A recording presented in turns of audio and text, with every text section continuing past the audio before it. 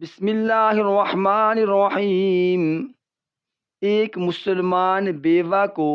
عدت کتنی گزارنی چاہیے خامند کی وفات پر؟ اربعۃ اشہر و عشرا۔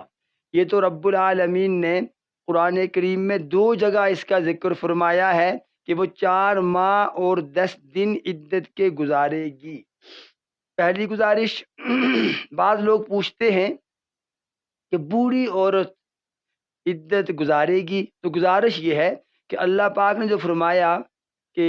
جن مسلمان عورتوں کے خامند فوت ہو جائیں وہ 4 ماہ 10 دن عدت گزاریں گی، اس میں عمر کی کوئی قید نہیں، جوان ہو یا بوڑھی ہو، بیوہ مسلمہ مؤمنہ عورت 4 ماہ 10 دن عدت کے گزارے گی۔ اب یہ عدت کا شمار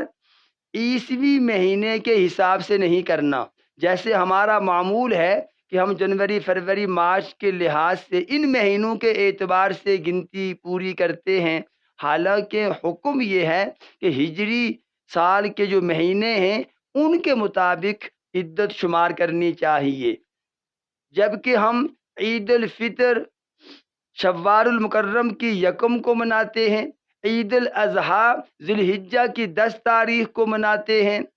عاشورہ کا روزہ 10 محرم الحرام کو رکھتے ہیں، تو یہ عدت پھر ہم چاند کے مہینے کے لحاظ سے شمار کیوں نہیں کرتے؟ یہ ہماری کوتاہی ہے، یہ ہماری غلطی ہے، اور اس کا نقصان یہ ہے کہ بلا وجہ شرعی ہم نے ایک مؤمنہ مسلمہ بیوہ عورت کو 1 ہفتہ 6-7 دن اضافی پابند کیا ہوا ہوتا ہے، اس لیے کہ چاند والے مہینے یا 29 یا 30 کے ہوتے ہیں، اور یہ دوسرے مہینے جو ہے عیسوی یہ 31 کے بھی ہیں، ایک مہینہ 28 کا بھی ہے اور 30 کے مہینے بھی ہیں۔ لہٰذا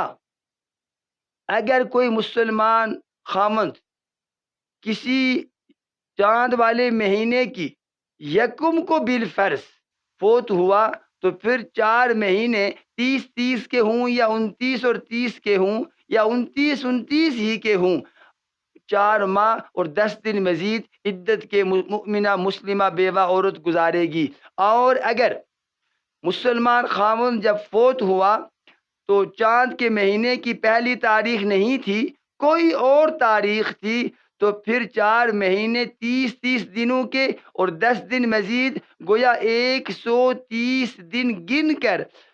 اس عورت نے، بیوہ نے عدت کے گزارنے ہیں۔ اس پر ہمیں توجہ دینی چاہیے، خصوصاً آزاد جموں و کشمیر میں جو رواج ہے، پاکستان میں بھی ایسے ہی ہے کہ چاند کے مہینوں کا حساب نہیں کیا جاتا، بلا وجہ ہم نے ایک عورت کو عدت میں پابند کیا ہوا ہوتا ہے، اضافی ہفتہ 6-7 دن۔ اور دوران عدت وہ عورت غسل حسب ضرورت غسل کرے گی، کپڑے دھلے ہوئے موسم کے مطابق پہنے گی، سر کو تیل لگانا جو سر کی ضرورت ہے وہ لگائے گی، ہاں خوشبو نہیں لگائے گی، بناؤ سنگار نہیں کرے گی، بلا وجہ شرعی ضرورت شدیدہ شرعیہ کے گھر سے نہیں نکلے گی۔ لیکن ہاں اگر اس نے پاسپورٹ بنوانا ہے، تنخواہ لینی ہے، شناختی کارڈ بنوانا ہے، چیک اپ کروانا ہے، تو یہ وہ ضروریات ہیں جن کے لیے وہ گھر سے نکل سکتی ہے۔ ہاں یہ ضرور ہے کہ جلباب ایک بڑی چادر اپنے جسم پر لے کر با پردہ ہو کر، برقع ہو تو ٹھیک، نہیں تو ایک بڑی چادر لے کر اس میں پردے کے ساتھ کسی محرم کے ساتھ اپنے گھر سے وہ نکلے گی۔ اللہ رب العالمین سے دعا ہے کہ اللہ ہمیں شریعت محمدیہ کے مطابق تمام تر احکامات کو بجا لانے کی توفیق عطا فرمائے، آمین ثم آمین، وما علی الا البلاغ المبین۔